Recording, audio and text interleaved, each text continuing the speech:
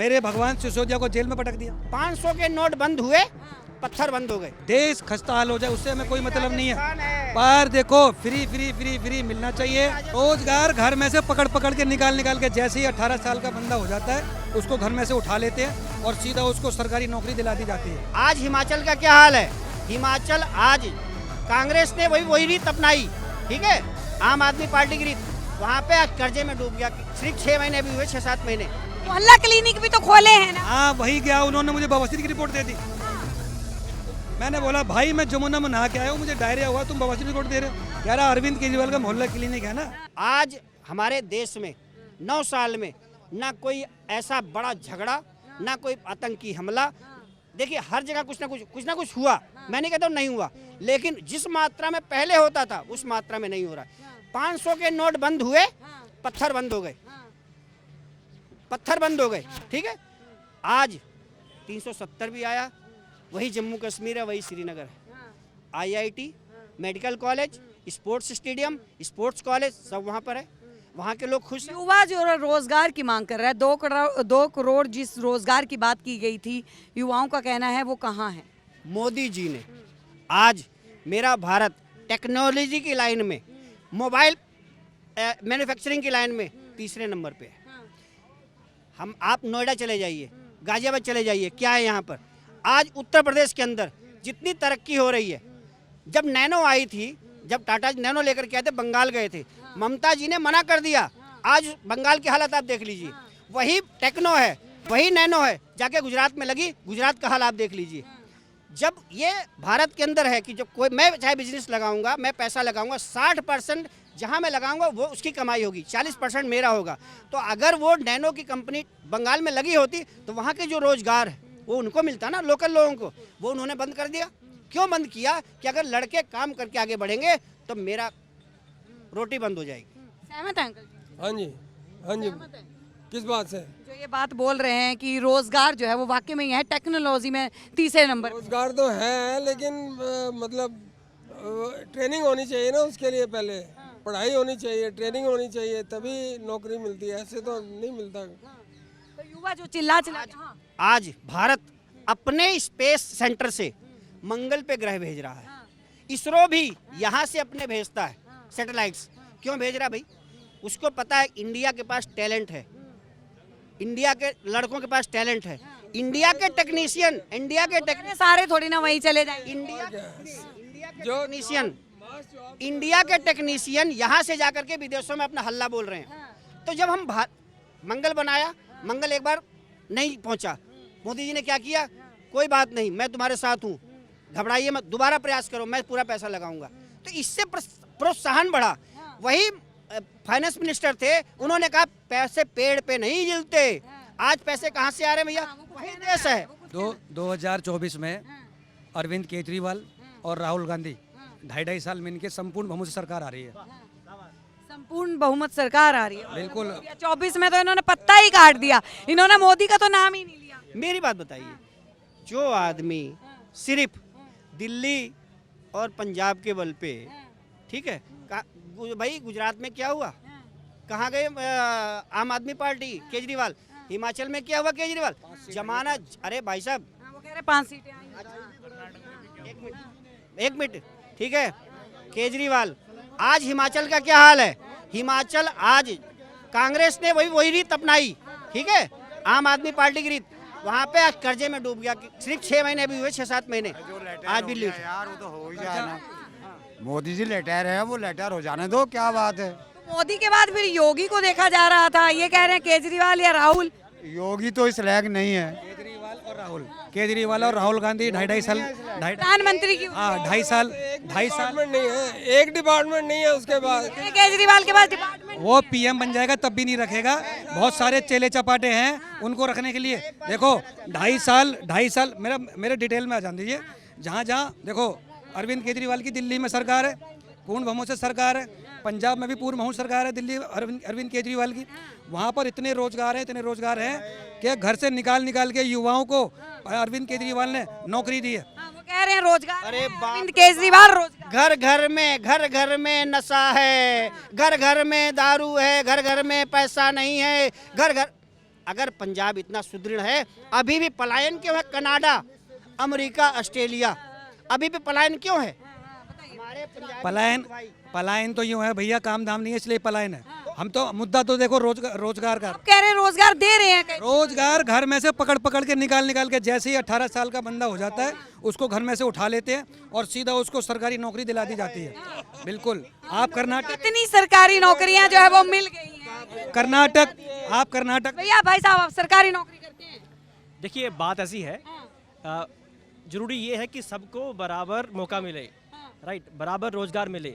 देश की तरक्की तभी होगी जब हर एक आदमी को सफलतापूर्वक, विश्वासपूर्वक अपना काम कर सकेगा। अगर जैसे ये भाई साहब कह रहे थे कुछ लोगों का टैलेंट वहाँ है, अगर उनका परसेंटेज देख ली जाए तो 0.0 कुछ % आएगा देश का, तो वो मैटर नहीं करता है। मैटर ये करता है कि हर एक इंसान जो यहाँ पे जी रहा है वो खुशी से इन्होंने ये कहा कि 18 साल के बाद केजरीवाल पकड़ पकड़ के सरकारी नौकरी दे रहे हैं। मिली है? नहीं, हमें नहीं मिली। सरकारी नौकरी करते हैं? नहीं मैम, अभी नहीं। भाई साहब इनमें से तो कोई नहीं करता है, बताइए। देखो ये मोदी भक्त हैं और गोदी मीडिया कभी सच्चाई नहीं दिखाएगी। आप अरविंद केजरीवाल अगर मेरा बयान सुन रहे होंगे, आपको कल ही आंकड़े सारे दिखा देंगे कितने 1000 करोड़। आप क्या काम करते हैं भाई साहब? मैं तो मुफ्तखोर आदमी हूँ, अरविंद केजरीवाल का भक्त हूँ और सिसोदिया मेरा भगवान है।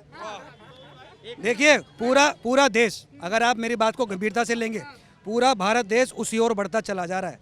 अगर दिल्ली में सरकार पूर्ण बहुमत से है तो किसी ने तो वोट दिया है, किसने वोट दिया है उसे? पंजाब में अगर पूर्ण बहुमत सरकार है तो किसी ने तो वोट दिया है। कैसे जीत गया? कोई एलियन तो आया नहीं उसको वोट देने के लिए। हमने वोट। और कर्नाटक में भी मुफ्तखोर की राजनीति से ही वहाँ कांग्रेस सरकार आ गई है। राजस्थान, अच्छा मतलब मानते हैं कि फ्री की रेवड़ी वाला जो चलन है वो और राजस्थान 500 रुपए का सिलेंडर हो गया। वहाँ पे भी रोजगार घर में कूट के दिया जा रहा है। सिलेंडर की कीमत आधी हो गई है और बसों में यहाँ पर टिकटें बिल्कुल फ्री हो गई हैं। चाहे हालत कुछ भी हो जाए, देश खस्ता हाल हो जाए, उससे हमें कोई मतलब नहीं है। पर देखो फ्री मिलना चाहिए। देखिए ऐसा लग रहा है कि आप तारीफ कर करके केजरीवाल को धो रहे हैं। नहीं मैं धो नहीं रहा हूँ।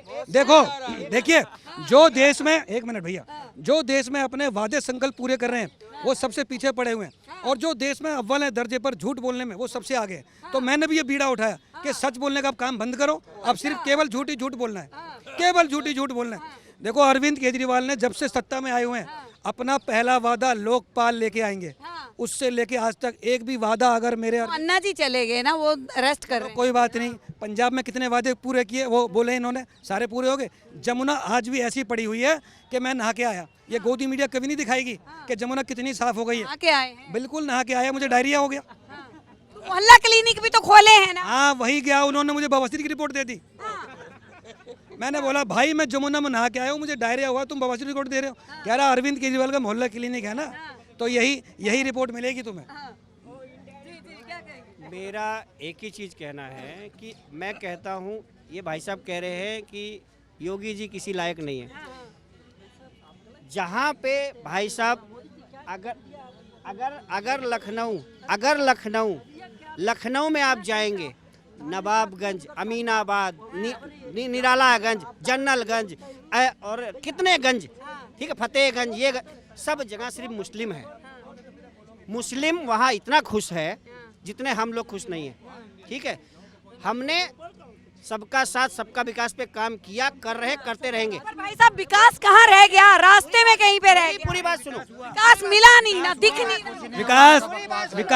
विकास हुआ शराबियों का। जनता बोल रही है विकास नहीं दिख रहा। विकास ये 9 साल में 9 साल का हो गया होगा, लेकिन 70 साल में जो नहीं हुआ और 9 साल में हुआ है।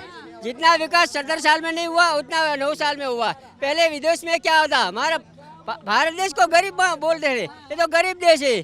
कोई चीन या पाकिस्तान हमला करता है तो यूएन में जाकर रोते थे हमको बचा लो। आज देखो पूरी दुनिया हमारे देश का सम्मान कर रही है, पूरा विश्व हमारे देश के सम्मान कर रहा है। देखिए विकास अगर किसी ने किया तो अरविंद केजरीवाल ने किया। एक क्वार्टर पीने के बाद दूसरा क्वार्टर पीने की जो तलब, एक क्वार्टर पीने के बाद जो दूसरा क्वार्टर पीने की जो तलब लगती है ना, ये सिर्फ सिसोदिया समझ पाया था, सिसोदिया। और वो स्कीम उसने जमीन पर लागू भी की। ये भारतीय जनता पार्टी पता नहीं कहाँ से बीच में आ गई और इन्होंने सारी भांजी मार दी, बीच में पता नहीं कहाँ से आ गई है। और देखो मेरे भगवान सिसोदिया को जेल में पटक दिया। बताओ, इतनी बढ़िया नीति वो लेके आया, वही नीति पंजाब में लागू होने वाली थी। ये तो एक क्वार्टर के साथ एक क्वार्टर फ्री थी। आगे आगे अगर देश के मेरे भगवान पीएम बन जाएंगे तो एक ठेके के साथ एक ठेका फ्री, पूरी की पूरी। हाँ जी, 500 लीटर की टंकी लगने वाली है, टंकी के साथ टंकी फ्री। एक में रोलेस टेक में पानी, उसमें दारू भरा जाएगा, एक में ब्लेंडर स्प्राइट का भरा जाएगा।